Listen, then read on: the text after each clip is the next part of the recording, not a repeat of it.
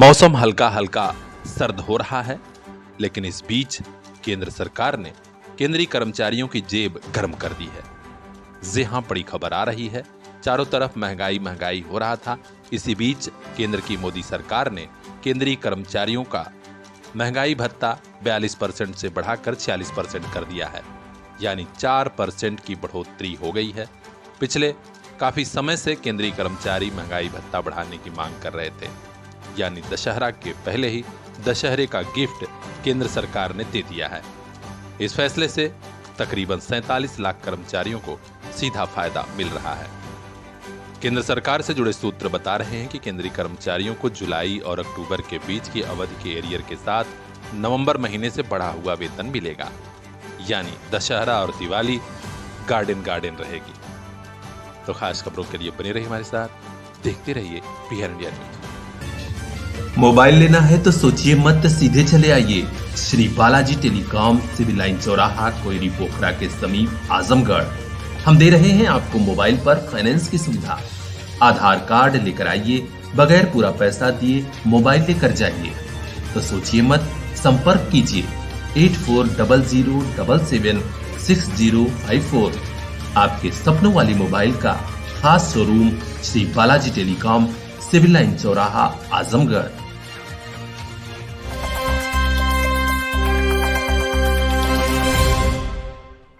उत्तर प्रदेश के पूर्व कैबिनेट मंत्री और समाजवादी पार्टी के राष्ट्रीय महासचिव आजम खान को पुलिस ने जेल भेज दिया है। जी हां, उत्तर प्रदेश के रामपुर से बड़ी खबर आ रही है।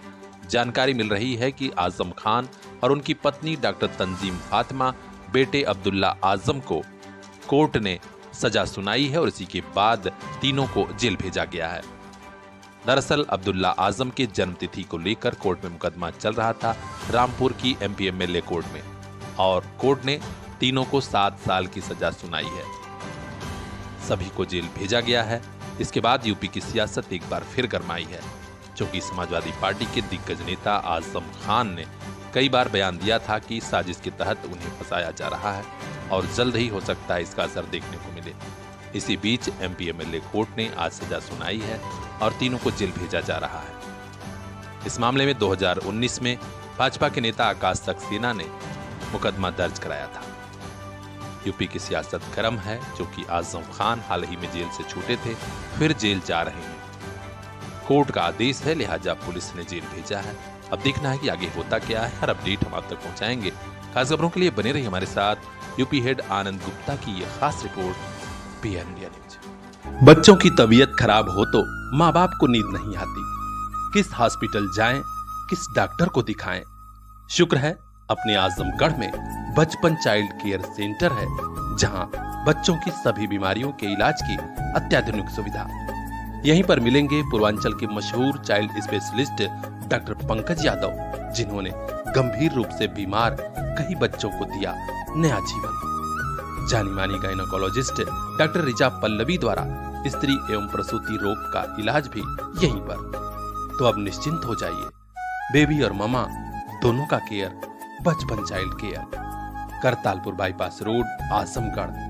नंबर लगाने के लिए अभी कांटेक्ट कीजिए 9451419407। बचपन चाइल्ड केयर सेंटर, ताकि मुस्कुराता रहे बचपन।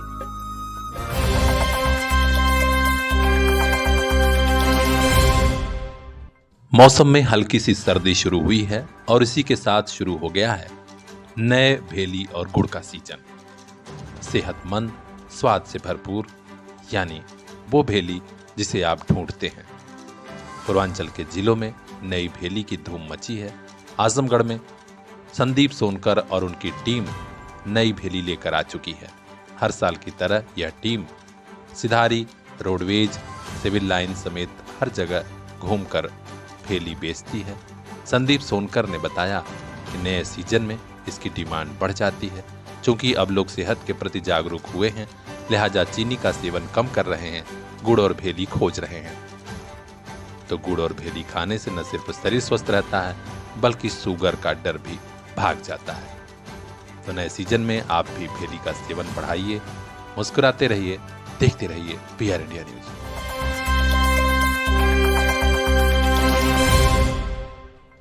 पहले तो लाखों लोगों का करोड़ों रुपया सहारा कंपनी ने लूटा था। बैंक में जमा कराने के नाम पर जो पैसा लिया गया था आज तक नहीं मिला था। कोर्ट में मामला चला तो अब सरकार लूट रही है।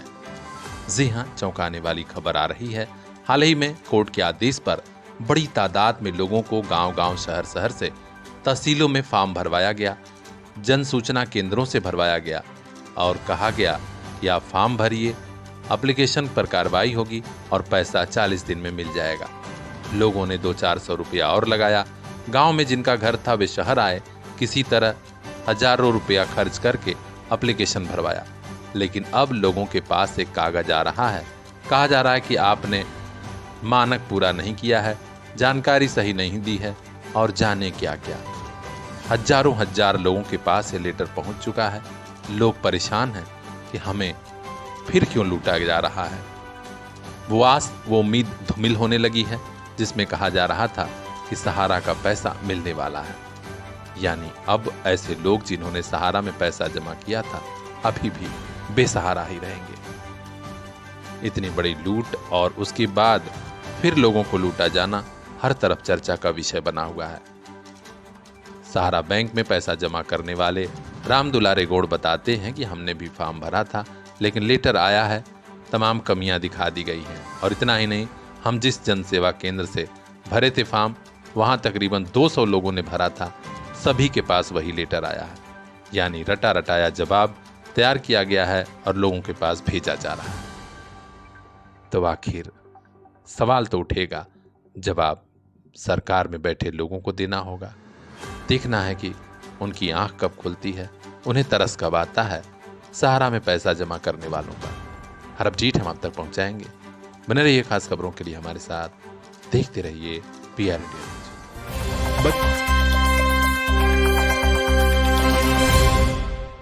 कोहनी कहा करा दी, बताओ 4 दिन तो दौरे नहीं 4 दिन पता नहीं तू कहाँ दौरे था यार बाबा, तू तो जो हमने गई करता है, तू तो 50 रुपये दे दिया।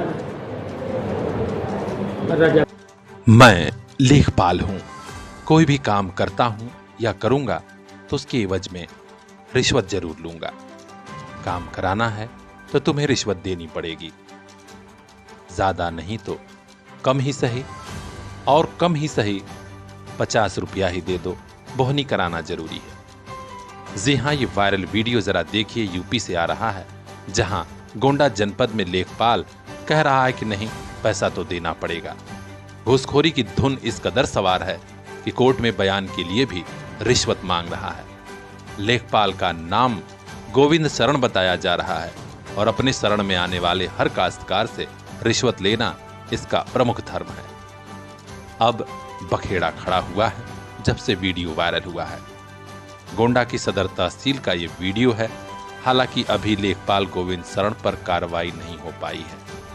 बड़े अफसर जांच करवाने की बात कह रहे हैं, जबकि वीडियो में सीधा सीधा लेखपाल रिश्वत ले रहा है। नीलाम तो है नहीं, नीलाम तो खुला क्योंकि ना प्रधान जी को हमें जानकारी नहीं है बाबा।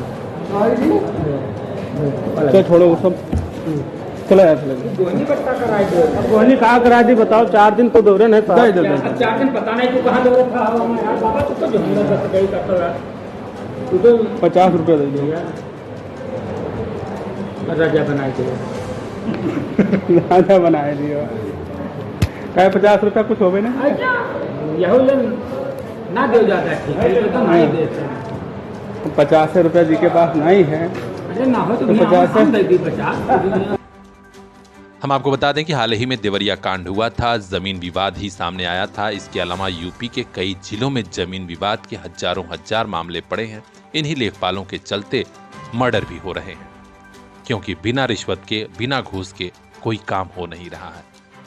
अब देखना है कि इस लेखपाल पर कार्रवाई कब होती है। बने रहिए हमारे साथ खास खबरों के लिए, देखते रहिए PR India news. UP head Anand Gupta की ये खास रिपोर्ट।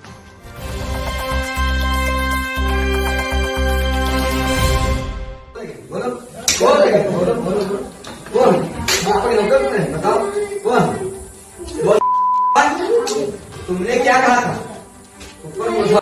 संस्कृत विद्यालयों के कुछ गुरु तो पूरा गुरु घंटाल होते ही हैं।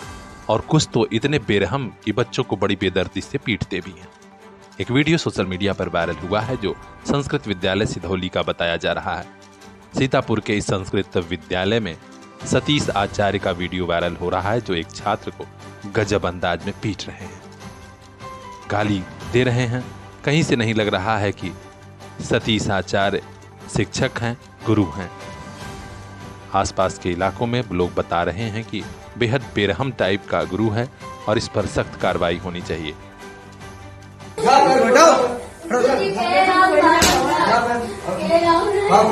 जल्दी खोल तुरंत, हर एक घंटे पे ऑर्डर देगा तुमका, हर घंटे उठाओ उठाओ, भागियो वो भागियो एक मगरमच्छ के आंसू का ना देखो,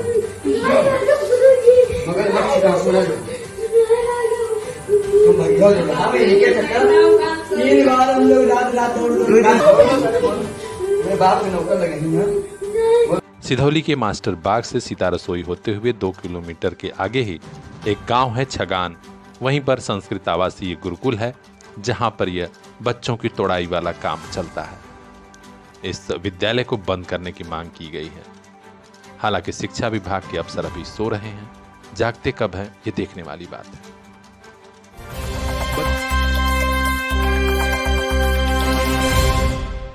पिछले लोकसभा के चुनाव में भी गठबंधन हुआ था, लेकिन जैसे ही चुनाव बीता सारे दल एक दूसरे के खिलाफ जहर उगलने लगे थे।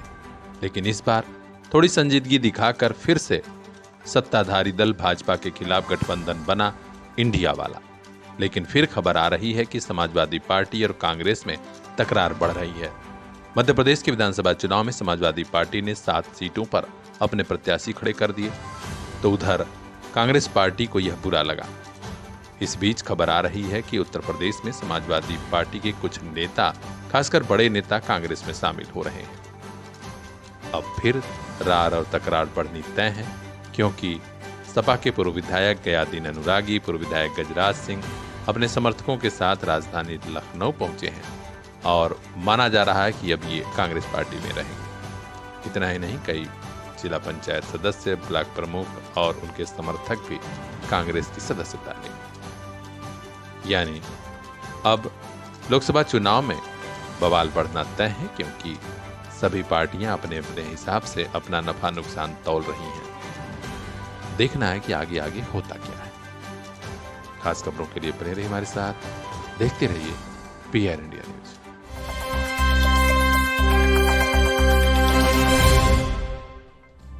पुलिस और तहसील के अफसरों की लापरवाही के कारण ही कानपुर देहात में भी मर्डर की एक बड़ी घटना हुई थी। कानपुर देहात के शाहजहांपुर निनाया में विश्वकर्मा परिवार के 2 लोगों की निर्मम हत्या और परिवार के कई लोगों के घायल होने की खबर के बाद पूरे प्रदेश में माहौल एक बार फिर से गर्म है। समाजवादी पार्टी के राष्ट्रीय अध्यक्ष श्री अखिलेश यादव के निर्देश पर पार्टी के बड़े नेताओं का एक प्रतिनिधिमंडल कानपुर देहात के शाहजहांपुर निनाया गांव में पहुंचा और पीड़ित परिवार से भेंट की, अस्पताल में जाकर घायलों का हाल जाना। इस प्रतिनिधिमंडल में शामिल समाजवादी पार्टी के वरिष्ठ नेता और पूर्व मंत्री रामाश्रय विश्वकर्मा ने कहा कि दोषियों के खिलाफ कड़ी कार्रवाई होनी चाहिए, क्योंकि मनबढ़ परिवार द्वारा ही विश्वकर्मा परिवार के ऊपर हमला हुआ है। उन्होंने कहा कि गांव के मोहन शुक्ला व उनके परिवार के लोगों ने सुनियोजित ढंग से विश्वकर्मा के परिजनों पर लाठी और कुल्हाड़ी से हमला किया था। इस घटना में रामवीर विश्वकर्मा और सत्यनारायण विश्वकर्मा की मौके पर ही मौत हो गई थी, जबकि परिवार के कई लोग कानपुर हाईलैंड अस्पताल में भर्ती हैं। इस प्रतिनिधिमंडल में श्री विश्वकर्मा के अलावा राष्ट्रीय सचिव पूर्व मंत्री भगवती सागर, पूर्व मंत्री राजा रामपाल, पूर्व सांसद राम प्रकाश कुशवाहा, पूर्व विधायक दिलीप यादव, पूर्व विधायक नरेंद्र सिंह पाल, पूर्व प्रत्याशी बबलू यादव, जिलाध्यक्ष कानपुर देहात छोटे सिंह विश्वकर्मा, जिलाध्यक्ष विश्वकर्मा महासभा शामिल रहे। सभी ने कहा है कि अगर इस मामले में सरकार ने सख्त एक्शन नहीं लिया तो समाजवादी पार्टी खामोश नहीं बैठेगी। अब देखना है कि इस मामले में आगे क्या होता है। हर अपडेट हम आप तक पहुंचाएंगे। ब्यूरो चीफ बजरंगी विश्वकर्मा की रिपोर्ट, PR इंडिया न्यूज।